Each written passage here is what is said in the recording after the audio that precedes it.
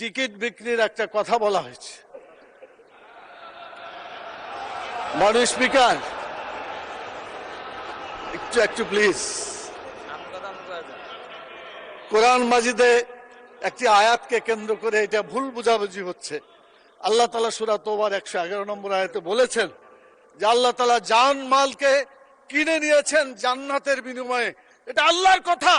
আপনি জানমাল দিবেন, বিক্রি করবেন, জান্নাতে যেতে পারবেন। জানমাল আল্লাহর পথে দিবেন না, আপনার কপালে জান্নাত হবে না। এটা আল্লাহর কথা, এটা মানুষের কথা না। আমি চ্যালেঞ্জ দিলাম, জামাত ইসলামের কোন নেতা বলেছে আমার কাছে যে জান্নাতের টিকিট আছে বিক্রি করছি?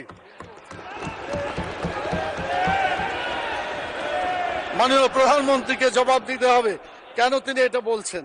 আমাদের ফখরুল ইসলাম সাহেব বলেছিলেন আমরা শরীয়তের আইন বিশ্বাস করি না, পরে অবশ্য আত্মসমর্পণ করে নির্বাচনের আগে বলেছেন শরীয়তের বিরুদ্ধে আমরা কোনো আইন আমরা পাশ করব না।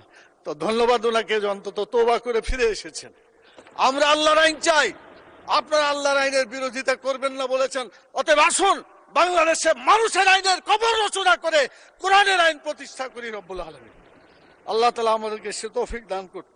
মাননীয় স্পিকার, কথা বলার সময় নাই। কোরআনের বিধান বাংলাদেশে চালু হওয়া উচিত ছিল মাননীয় স্পিকার। শতকরা 90 জন মানুষ যারা কোরআনে বিশ্বাস করে, এই কোরআনে যে বিধানগুলো আছে 6666টি আয়াতের মধ্যে not less than 1000 ayat belong to the positive order and not less than 1000 ayat belong to the negative order। 1000 আয়াত আছে যেগুলো হাবোধক আইন, 1000 আয়াত আছে যেগুলো নাবোধক নিষেধ।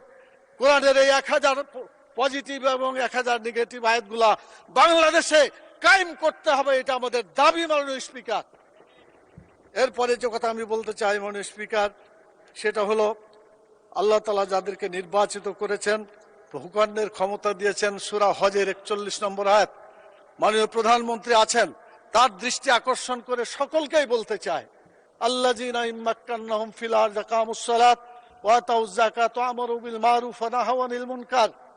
যারা রাষ্ট্র ক্ষমতা পাবে তারা দেশে নামাজ চালু করে মানুষের চরিত্র ভালো করে দেবে এবং যাকাত চালু করে মানুষের ক্ষুধা দারিদ্র্য বেকারত্ব দেশ থেকে তারা বিতাড়িত করবে। ভালো কাজ করে মানুষকে শান্তিতে থাকতে দেবে, খারাপ কাজ বন্ধ করে অশান্তির আগুন থেকে মানুষকে রক্ষা করবে। কিন্তু দুর্ভাগ্য, আওয়ামী লীগ এসেছে 6 বার, বিএনপি 5 বার, জাতীয় পার্টি 2 বার, এতগুলা সরকার এসেছে, জাতীয় সংসদে কোরআনের একটি আইনও চালু করে নাই। মাননীয় স্পিকার, সবচাইতে লজ্জা, সবচাইতে দুঃখজনক কথা হলো এটা। আমরা চাই আমরা এদেশে কোরআনের আইন চালু করে মানুষকে মুক্তি দেব। আমি মাননীয় প্রধানমন্ত্রীকে বলবো, আপনাকেও জিজ্ঞাসা করা হবে, আমাকেও করা হবে, বাংলাদেশে কেন নামাজ চালু করা হলো না, কেন যাকাত চালু করে ক্ষুধা দারিদ্র্য বেকারত্ব দেশ থেকে দূর করা হলো না, কেন ভালো কাজ চালু করে মানুষকে শান্তিতে থাকতে দেওয়া হলো না, কেন খারাপ কাজগুলো বন্ধ করে অশান্তি থেকে মানুষকে রক্ষা করা হলো না। মাননীয় স্পিকার, আমি আপনার মাধ্যমে মাননীয় প্রধানমন্ত্রী সহ আইনমন্ত্রী পাশে বসে আছেন, তারা জবাব দিবেন এবং বলবেন তাদের দায়িত্বটা কি।